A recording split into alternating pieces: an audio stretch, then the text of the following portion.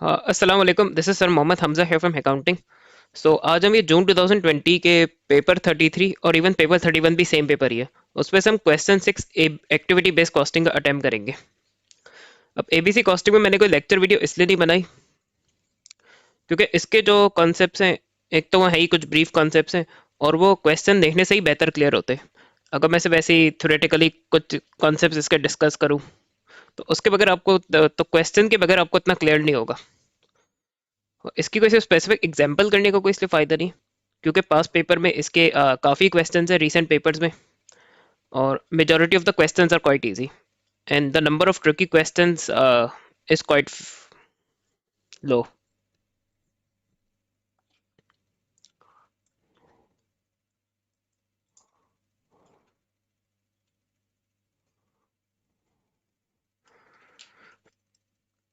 We limited manufactures two products standard and premium. The following budgeted information for 2020 is available. Units produced and sold, direct material, unit cost, direct labor के कुछ data दिया हुआ है।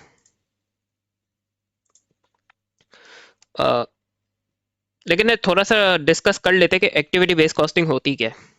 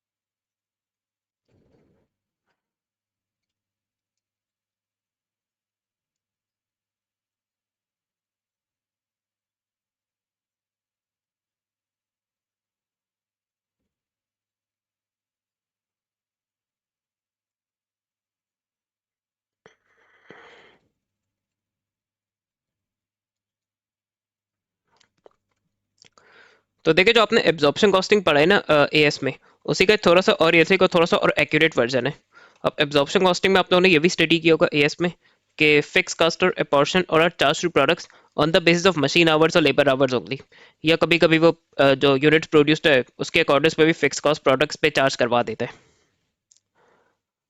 अब ये थोड़ा सा इनएक्यूरेट और अनरियलिस्टिक है, क्योंकि एट टाइम्स हो सकता है प्रोडक्ट्स और भी एक्टिविटीज कंज्यूम कर रही हो, जिसकी वजह से प्रोडक्ट्स जो है वो फिक्स कॉस्ट इंकर करे, और वो and those activities can be beyond machine hours and labor hours. So ABC costing goes beyond machine hours and labor hours, और इसमें ऑल डिफरेंट एक्टिविटीज के बेसिस में जो प्रोडक्ट कंज्यूम कर रही होगी उसके बेसिस पे फिक्स कॉस्ट प्रोडक्ट्स पे अपॉर्शन की जाएगी। और उस पे जैसे हम एक या मैक्सिमम दो ही ओवरहेड एब्जॉर्प्शन रेट निकालते थे एब्जॉर्प्शन में, या हर डिफरेंट एक्टिविटी, जिसे इस टॉपिक पे कॉस्ट ड्राइवर कहते हैं। कॉस्ट ड्राइवर वो एक्टिविटी है जिसकी वजह से product product fix cost bear करेंगे, या उसे एक्टिविटी भी कह रहा होता है। अब वो स्पेसिफिक एक्टिविटीज का वजह से एक total fix cost company bear कर रही होगी, जिसे ये कॉस्ट पूल कहा जाता है इस टॉपिक में।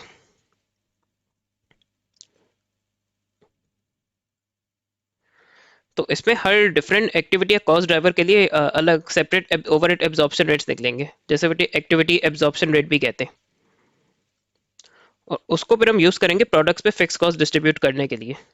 और बाकी इस पे वेरिएबल कॉस्ट, जिस तरह आप लोगों ने मार्जिनल और एब्जॉर्प्शन में पढ़ा है, वो जितने हर प्रोडक्ट के जितने यूनिट्स प्रोड्यूस किए वो उसके अकॉर्डिंग्स पे ही चार्ज की जाएगी। तो ये कैसे यूज करते हैं, ये थोड़ा सा एब्जॉर्प्शन से कैसे रियलिस्टिक है, ये भी इसी क्वेश्चन से इंशाल्लाह आप लोगों को क्लियर हो जाएगा।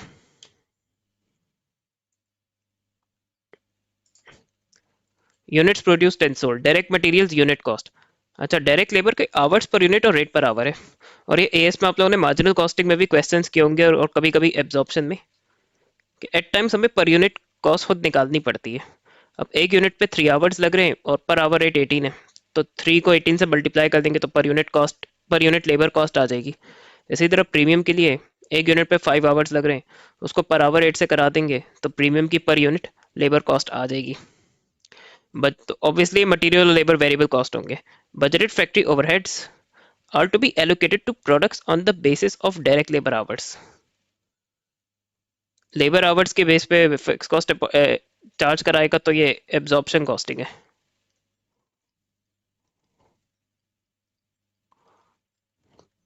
अब इस पे जैसे ये मोस्ट ऑफ द टाइम शुरू में जो एक दो पार्ट्स होते हैं एब्जॉर्प्शन कॉस्टिंग के होते हैं. उसके बाद फिर एबीसी कॉस्टिंग के पार्ट्स होते हैं और मार्क्स भी उसी के ज़्यादा होते हैं. और फिर यूजुअली ये दोनों का कंपैरिजन करवाता है कि एबीसी यूज़ करनी चाहिए या एब्जॉर्प्शन कॉस्टिंग यूज़ करनी चाहिए, या सिंपली वो इनके कंपैरिजन कराने वाले क्वेश्चंस पूछ लेगा.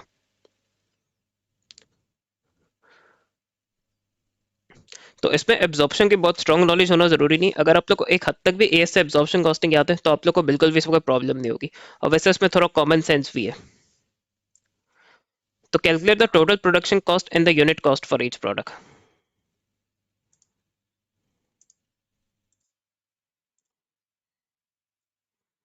टोटल प्रोडक्शन कॉस्ट है यूनिट कॉस्ट. तो टोटल कॉस्ट हमें पता होना चाहिए variable cost plus fix cost is equal to total cost. तो हम डायरेक्ट मटेरियल पहले स्टैंडर्ड का कैलकुलेट कर लेंगे. तो ये 20 into 10,000 हो जाएगा.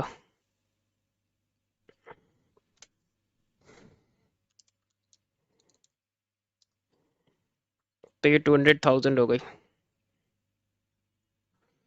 और प्रीमियम के लिए 30 into 4,000 हो जाएगा.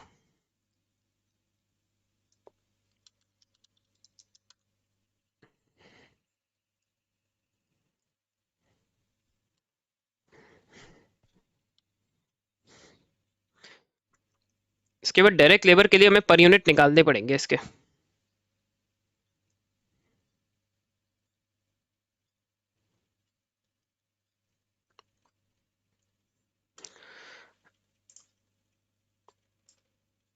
अब जैसे कि मुझे स्टैंडर्ड का पर यूनिट लेबर कॉस्ट निकालनी है तो 3 into 18 कर दूंगा मैं.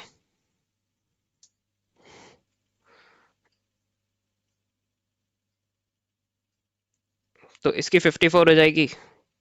और इसके लिए मैं 18 into 5 कर दूंगा. तो ये 90 हो जाएगा.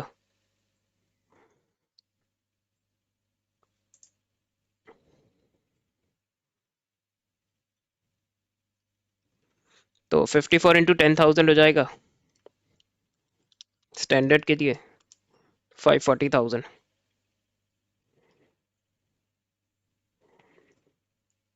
और इसका है 90.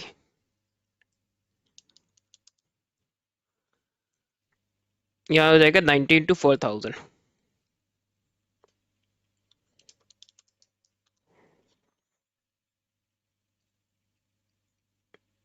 अच्छा, अब फिक्स्ड ओवरहेड का प्रॉब्लम क्या है.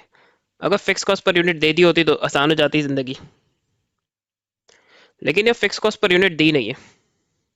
और वो कह रहे हैं fix cost will be allocated to products on the basis of direct labour hours. तो फिक्स कॉस्ट हमें अगर प्रोडक्ट्स पे डिस्ट्रीब्यूट करनी है, चार्ज करानी, तो एब्जॉर्प्शन में आप लोग को याद होगा कि हम ओवरहेड एब्जॉर्प्शन रेट निकालते थे. और वो यूज होता था फिर प्रोडक्ट्स पे फिक्स कॉस्ट चार्ज कराने के लिए. तो हमें पहले ओवरहेड एब्जॉर्प्शन रेट या निकालना होगा. और उसके लिए मुझे उसके लेबर आवर्स भी निकालने पड़ेंगे क्योंकि उसने टोटल लेबर आवर्स दिए नहीं है.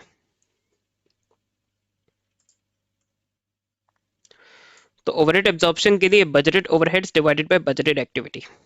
और इसके लिए बजटेड डेटा यूज होगा. अब क्योंकि इसमें एक्टिविटी लेबर आवर्स है तो मुझे लेबर आवर्स पहले निकालने पड़ेंगे. तो स्टैंडर्ड के लिए एक प्रोडक्ट में 3 आवर्स लगते हैं तो 3 into 10,000 हो जाएगा.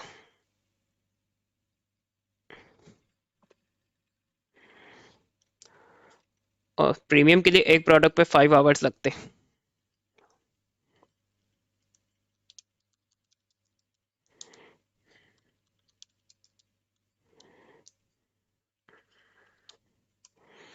तो इसके लेबर आवर्स है 50,000.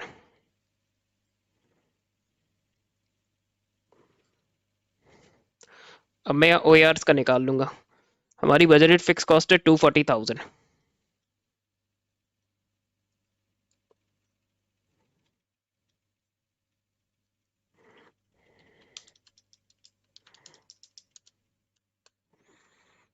तो ये है $4.8 पर लेबर आवर.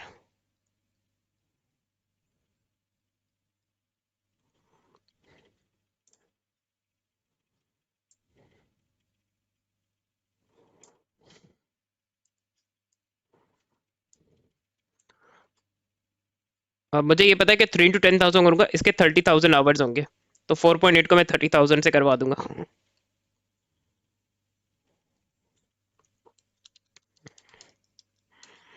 तो इस प्रोडक्ट की फिक्स कॉस्ट आ जाएगी, और यहाँ मैं करा दूंगा 4.8 इंटू 5 4 20,000 होगा।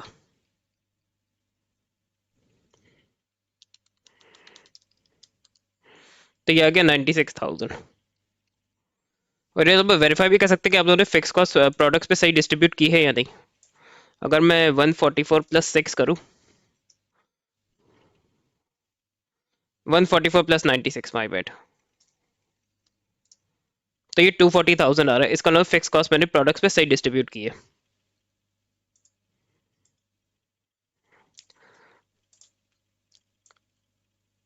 अब जैसे मैं पहले प्रीमियम की टोटल कॉस्ट निकाल लेता हूँ, तो ये वेरिएबल प्लस फिक्स्ड होगा, 120 + 360 + 96, सो दिस इज 576,000।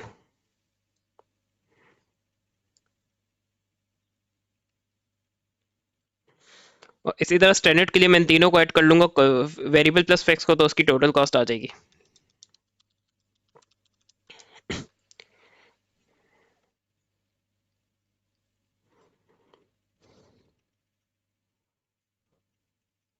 और कॉस्ट पर यूनिट जैसे मुझे स्टैंडर्ड की निकालनी है, तो obviously total cost divide by units produced होगा, तो 884 डिवाइडेड बाय 10,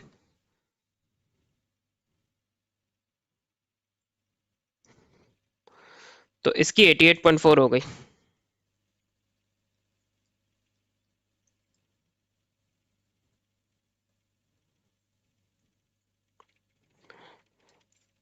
इसी तरह प्रीमियम के लिए 576,000 डिवाइडेड बाय 4,000, तो इसकी 144 हो गई।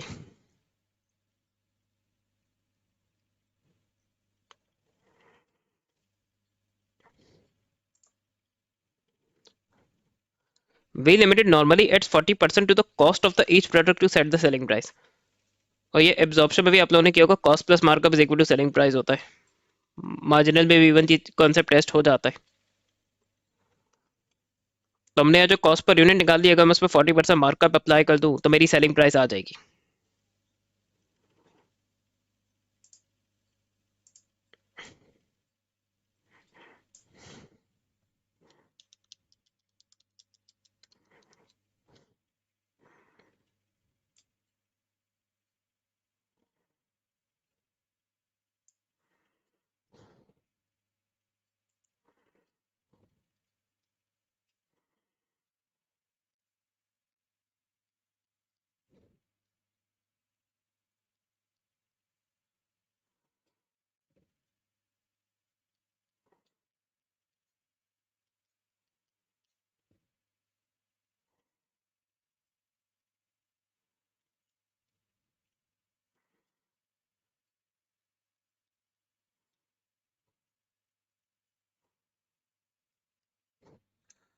अब मार्कअप उसने 40% दिया, मार्कअप की परसेंटेज कॉस्ट पे लगती है, तो मैं इसका 40% निकाल लूंगा 88.4 का।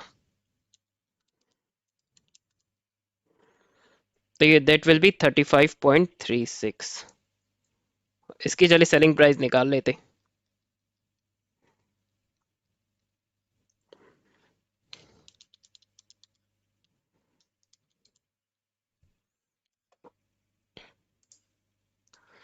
तो उसकी स्टैंडर्ड के लिए 88.4 प्लस 123.35.36, तो ये हो जाएगा 123.76।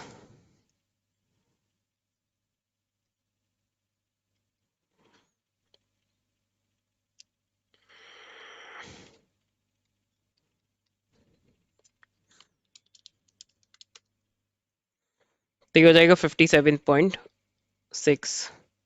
कॉस्ट पे मार्कअप ऐड कर दूंगा, सेलिंग प्राइस आ जाएगी।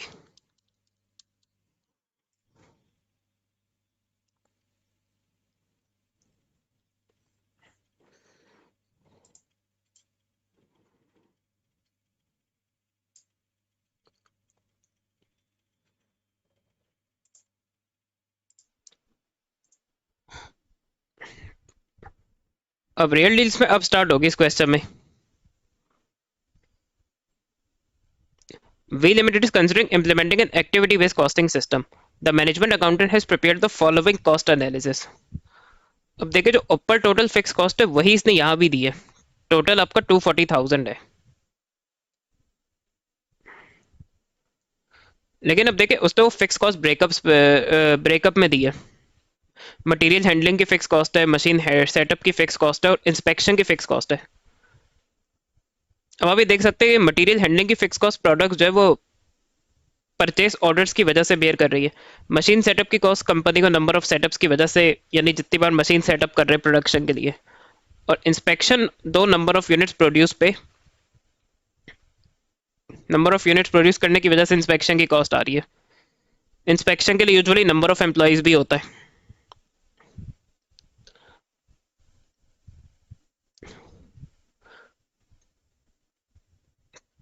तो जितने ज़्यादा प्रोडक्ट्स बनेंगे उतने ज़्यादा एम्प्लॉयज़ को प्रोडक्ट्स की इंस्पेक्शन भी करनी पड़ेगी. लेकिन यहाँ से है नंबर ऑफ यूनिट्स प्रोड्यूस दिया है. अब देखें एक्टिविटीज़ के नीचे उसका खुद कॉस्ट ड्राइवर लिखा है. ऊपर सॉरी इसके कॉस्ट ड्राइवर लिखा है इसने. तो ये वो एक्टिविटीज़ है. Cost drivers are the activities which lead to overhead cost being incurred. और ये जो किसी स्पेसिफिक एक्टिविटी की टोटल फिक्स कॉस्ट होती है, जैसे मटेरियल हैंडलिंग की 80,000 है, तो these are known as cost pools.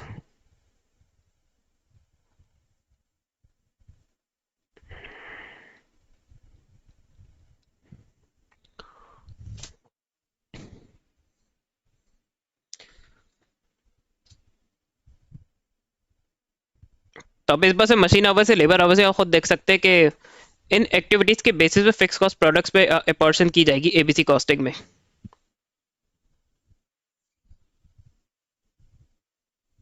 So obviously it's going to be more accurate than absorption costing, which just starts fixed costs to among the products on the basis of labor hours or machine hours only.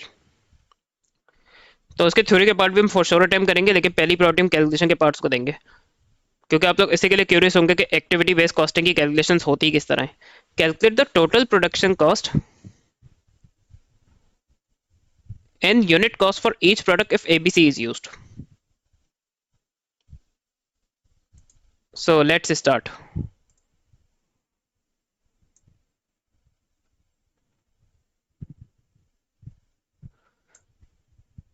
अच्छा, variable cost के लिए कुछ करने की जरूरत थी, वो आप लोग एब्जॉर्प्शन वाली कॉपी कर सकते हैं.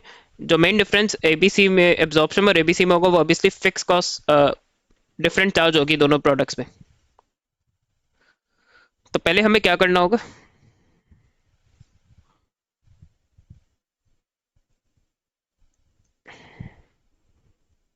पहले इस पे हम जैसे मटेरियल्स हैंडलिंग का ओआर निकाल सकते हैं.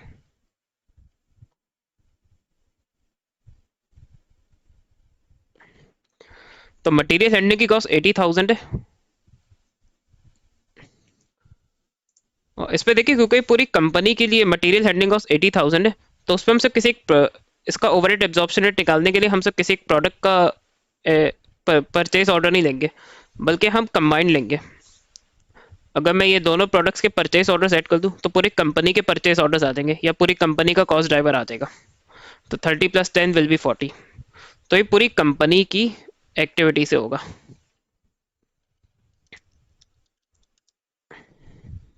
तो ये आ जाएगा $2,000 पर परचेज ऑर्डर.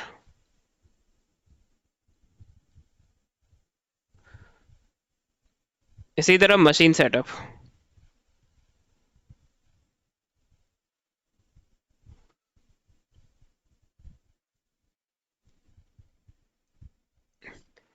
इसके लिए 90,000 डिवाइड बाय 65 + 25.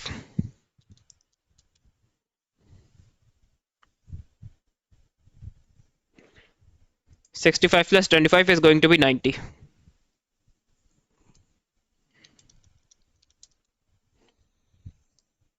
तो ये आ जाएगा $1,000 पर सेटअप.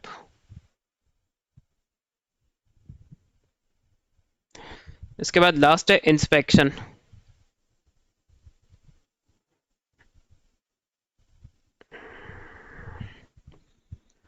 अब पूरे कंपनी की प्रोडक्शन जो है वो 10,000 प्लस 4,000 14,000 होगी। 10,000 स्टैंडर्ड के, 4,000 प्रीमियम के। तो ये आ जाएगा $5 पर यूनिट। तो हमने तीनों एक्टिविटी से कॉस्ट ड्राइवर्स के ये ओवरहेड एब्जॉर्प्शन रेट्स निकाल लिए। अब इनके बेसिस पे हम दोनों प्रोडक्ट्स पे फिक्स कॉस्ट चार्ज करवा सकते हैं।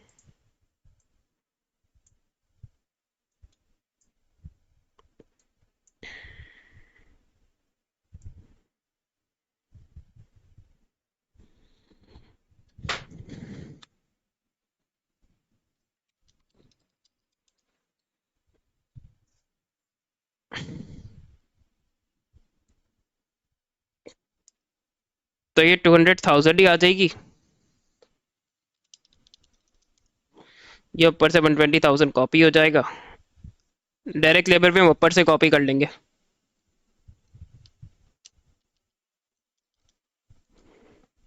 540,000।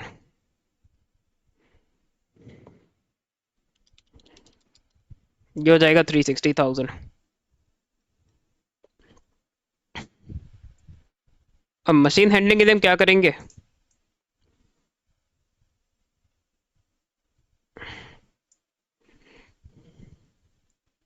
मशीन हैंडलिंग का OER है 2,000 पर परचेज ऑर्डर। और इस प्रोडक्ट के परचेज ऑर्डर्स हैं 30।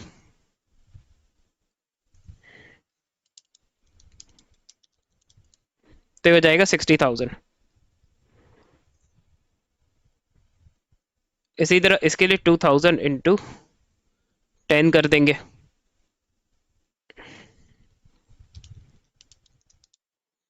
तो ये हो जाएगा 20,000। अगर आप 60 प्लस 20 करें तो 80,000 होगा। और यहाँ मुझे एक और चीज़ बतानी थी कि अगर आपको ये, अब एक और प्रॉब्लम ये कि अनलेस ही स्पेसिफिकली कैलकुलेट कराएं, ये डिफरेंट कॉस्ट ड्राइवर्स के ओवरहेड एब्जॉर्प्शन रेट निकालने का या एक्टिविटी एब्जॉर्प्शन रेट्स निकालने के कोई सेपरेट मार्क्स नहीं होते।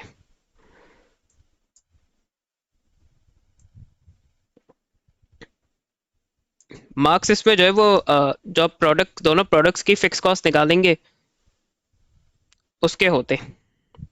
तो अगर आपको ये टाइम अपना सेव करना है कि यानी एक्टिविटी के ओवरहेड एब्जॉर्प्शन रेट्स नहीं निकालने, तो इसका एक और तरीका भी है।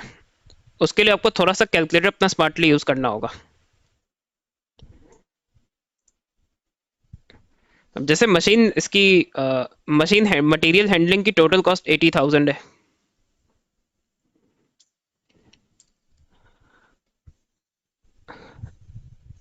और ये टेक्निक एब्जॉर्प्शन कॉस्टिंग में भी एएस पे यूज की जाती है, जब फिक्स कॉस्ट डिपार्टमेंट्स पे डिस्ट्रीब्यूट करनी होती थी।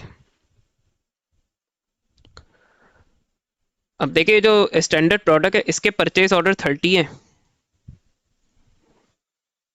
और पूरे कंपनी के परचेज ऑर्डर 40 है। तो पार्ट अपॉन टोटल मैंने इसका फ्रैक्शन बना दिया परचेज ऑर्डर्स का फॉर द स्टैंडर्ड प्रोडक्ट।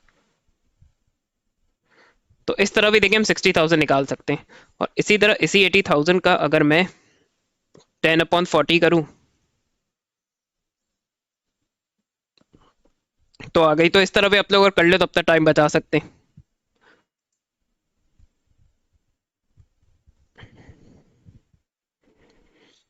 इसी तरह मशीन सेटअप 1,000 पर सेटअप है, स्टैंडर्ड के सेटअप 65 है, नंबर ऑफ सेटअप टाइम्स।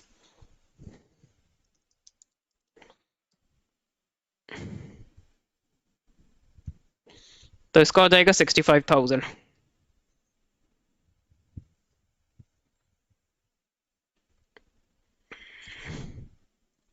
इसका 1,000 × 20।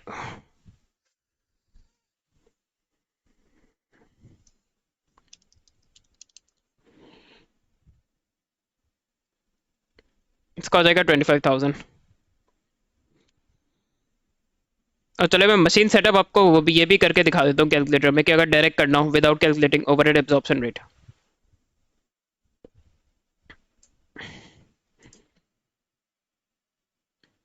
अभी जो मशीन सेटअप है इसकी टोटल फिक्स कॉस्ट 90,000 है। अब जैसे मैं स्टैंडर्ड का फ्रैक्शन बना लेता हूँ फॉर नंबर ऑफ सेटअप्स,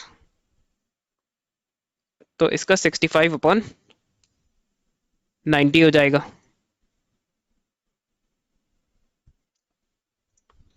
तो देखिए तब भी आपका 65,000 है। इसी तरह इसी 90,000 का अगर मैं 25/90 करूँ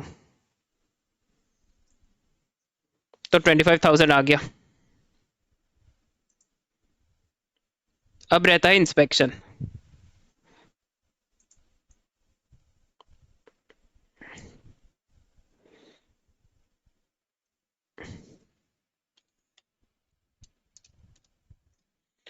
ये पर यूनिट है तो ये 5 × 10,000 हो जाएगा, और ये 5 × 4,000 हो जाएगा। 5 × 10 = 50, 5 × 4,000 20,000, 50 + 20 आपका 70,000 बनेगा।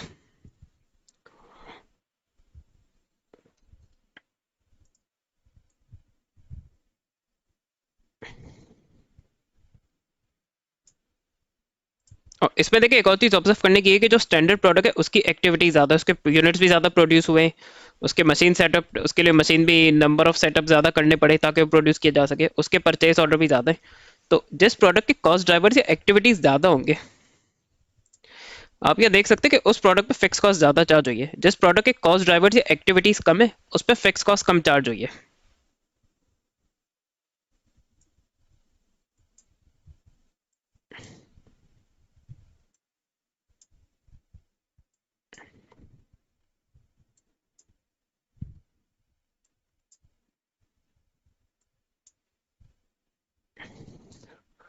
अब इस पे भी कुछ सिमिलर हुआ था, क्योंकि ऑब्वियसली अब जो प्रोडक्ट प्रोड्यूस ज़्यादा हुआ इसके लेबर आवर ज़्यादा है, तो ऑब्वियसली फिक्स कॉस्ट भी या स्टैंडर्ड की ज़्यादा थी और प्रीमियम की कम थी।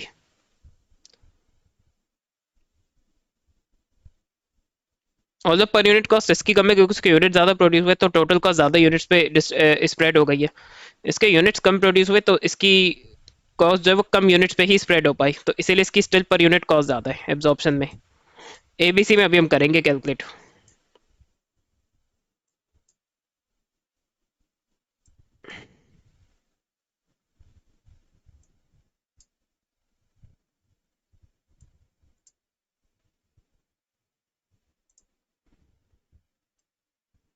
अब जैसे मैं प्रीमियम का करके दिखाता हूँ, 120,000 +360,000 +20,000 +25,000 +20,000।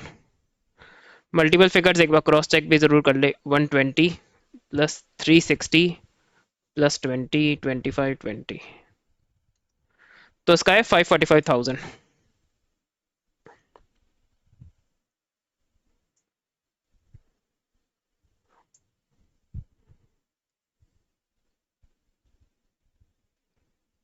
और इसी सेम वे में स्टैंडर्ड की भी टोटल कॉस्ट निकाल लूंगा।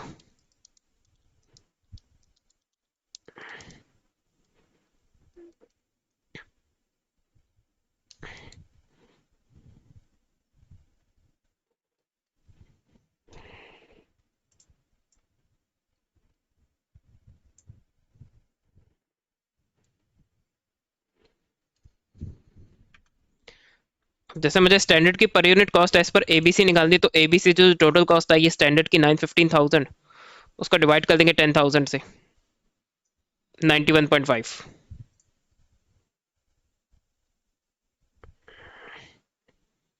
इसी तरह प्रीमियम के लिए 545,000 डिवाइड बाई 4,000 हो जाएगा, तो इसका आया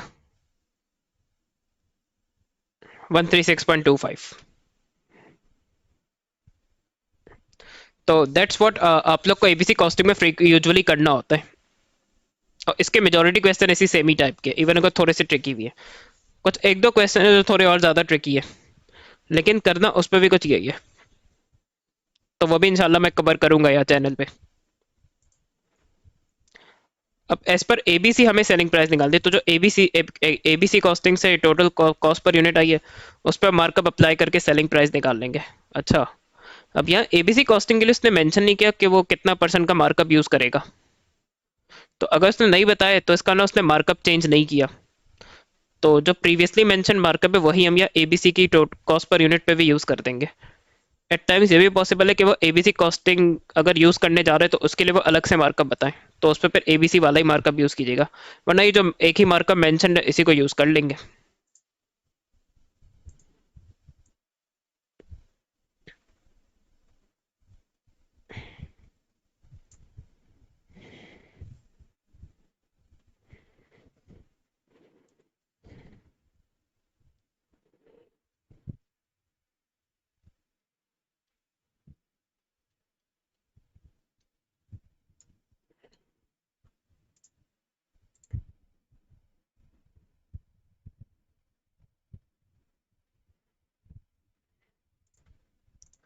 तो हमने कॉस्ट पर यूनिट निकाल ली। अब इस पार्ट में हमें इसकी सेलिंग प्राइस निकालनी है एज पर एबीसी। तो हम इसकी 91.5 ले लेंगे और 136.25।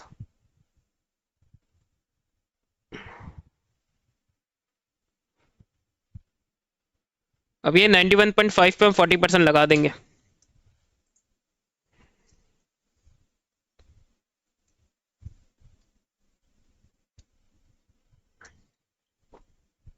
तो दैट इज 36.6।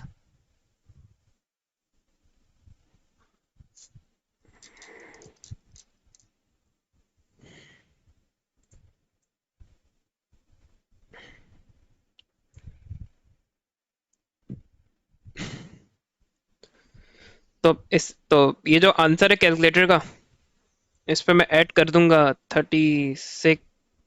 91.5। तो 128.1 इसकी सेलिंग प्राइस होगी।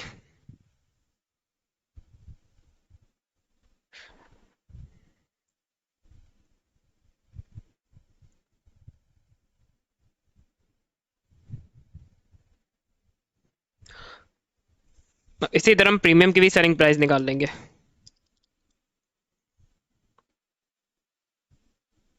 54.5 plus 136.25, so this will be 190.75।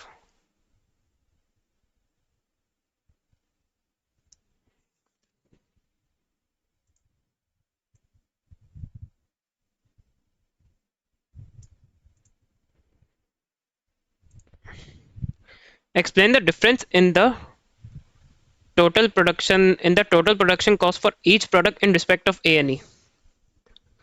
अब पार्ट ए में हमने एज पर एब्जॉर्प्शन जो है वो कॉस्ट ऑफ प्रोडक्शन कैलकुलेट की थी।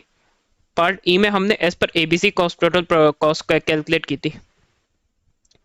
तो देखिए वेरिएबल कॉस्ट तो दोनों में ही सेम है क्योंकि वो तो यूनिट्स के हिसाब से चार्ज हुई है।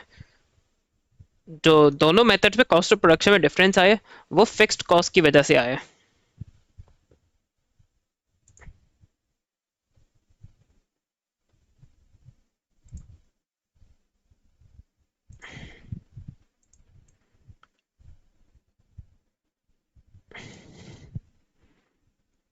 तो ये थोड़ी सी एफर्ट हो गया पार्ट जी में।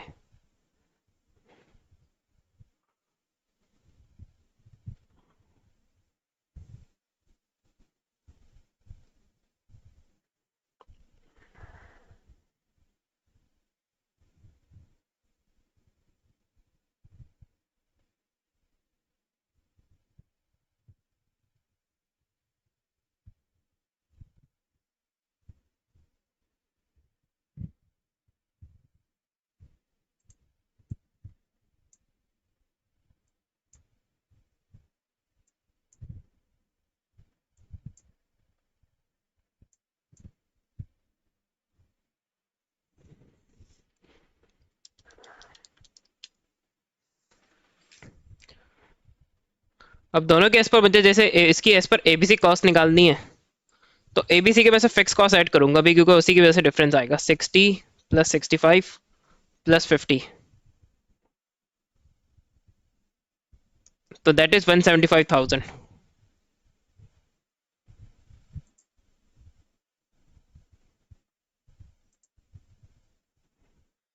और इसी तरह इसका 20 प्रीमियम के लिए 20 25 20, तो इसका 65 हो गया।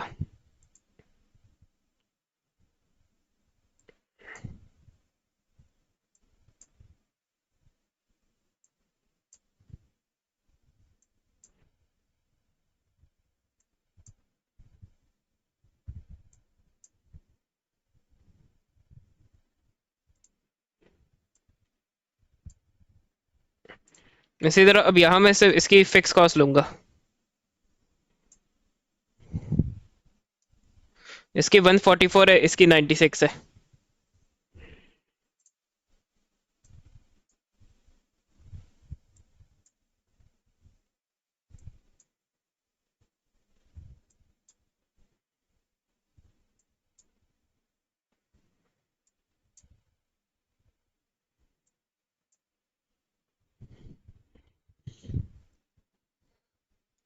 अब एबीसी से मैंने स्टैंडर्ड का निकाला था 175,000 है।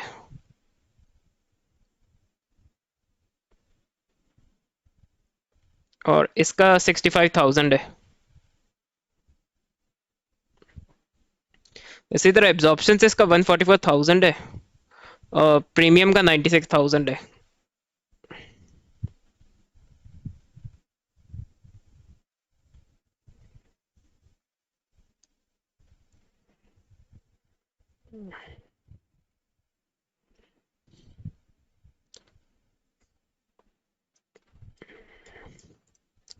तो स्टैंडर्ड के लिए 175 माइनस 144 होगा तो 31,000 है।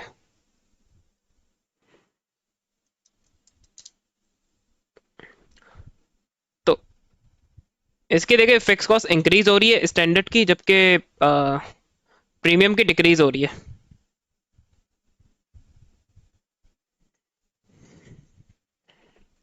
तो थोड़ा सा लेकिन आपको उसमें थ्योरेटिकली भी लिखना है, so calculation will not be sufficient to gain you full marks.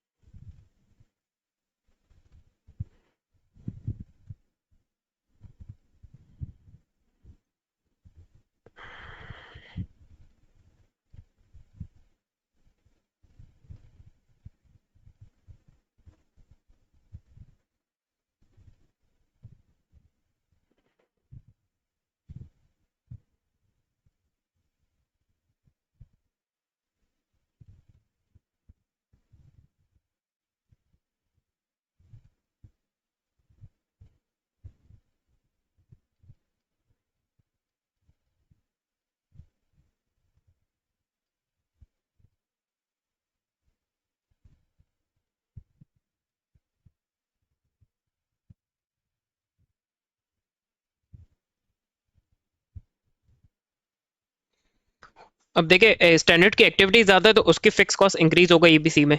और प्रीमियम की एक्टिविटीज कम है तो एबीसी ने इनफैक्ट उसकी जो फिक्स कॉस्ट है उसको कम कर दी। तो इससे ऑब्वियसली टोटल कॉस्ट ज्यादा एक्यूरेट आएगी, टोटल कॉस्ट या कॉस्ट पर यूनिट ज्यादा एक्यूरेट आएगी, तो सेलिंग प्राइस भी ज्यादा एक्यूरेट होगी। जिस कॉस्ट की कॉस्ट ज्यादा है उस पे उसकी सेलिंग प्राइस ज्यादा होनी चाहिए, उस पर मार्कअप ज्यादा लगना चाहिए।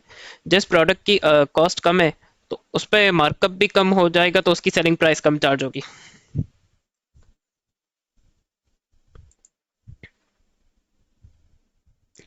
ये भी काफी इंटरेस्टिंग क्वेश्चन है। V Limited plans to manufacture only the premium product in 2021. Explain why V Limited would find ABC useful in 2020 but not in 2021.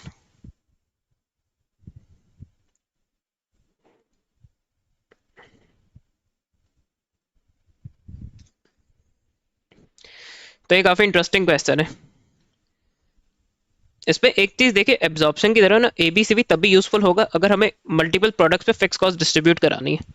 अगर सिंगल प्रोडक्ट है तो सारी फिक्स कॉस्ट एक ही प्रोडक्ट पे चार्ज होगी, तो वह हमें एब्जॉर्प्शन या एबीसी यूज करने का कोई फायदा नहीं है, वहां पर I am better of using marginal costing. तो वो 2021 में सोच रहे कि वो एक ही प्रोडक्ट बनाए।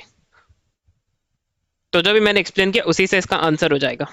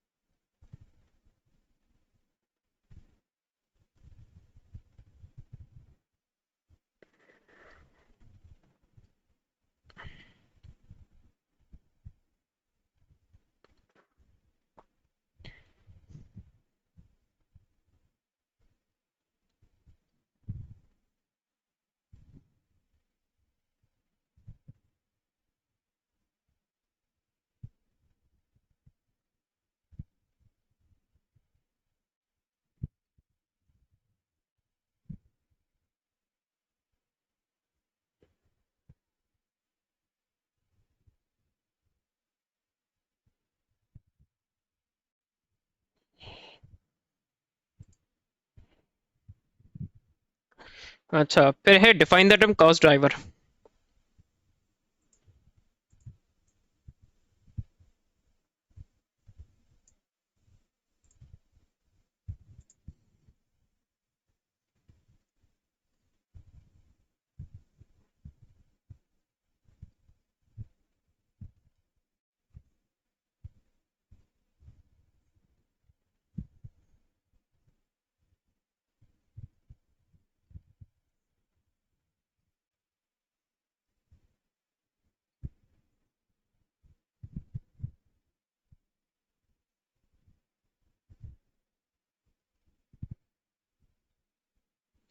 तो कॉस्ट ड्राइवर सिंपली वो एक्टिविटीज होती है जिसकी वजह से कंपनी को फिक्स कॉस्ट बेयर या ओवरहेड्स बेयर करने पड़ते हैं। State three benefits of adopting ABC.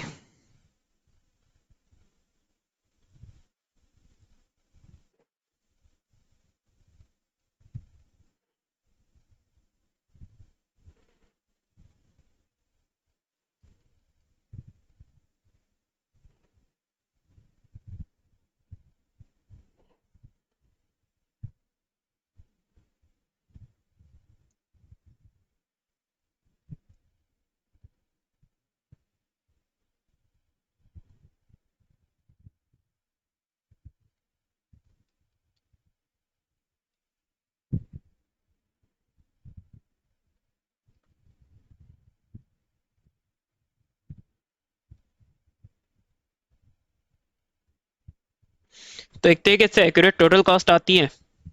अगर टोटल कॉस्ट ज़्यादा एक्यूरेट होगी तो सेलिंग प्राइसेस ज़्यादा एक्यूरेट होंगी, और एब्जॉर्प्शन से ज़्यादा एक्यूरेट है ये। सिर्फ मेंशन करने तो ऑब्वियसली एक्सप्लेनेशन रिक्वायर्ड नहीं है इसमें।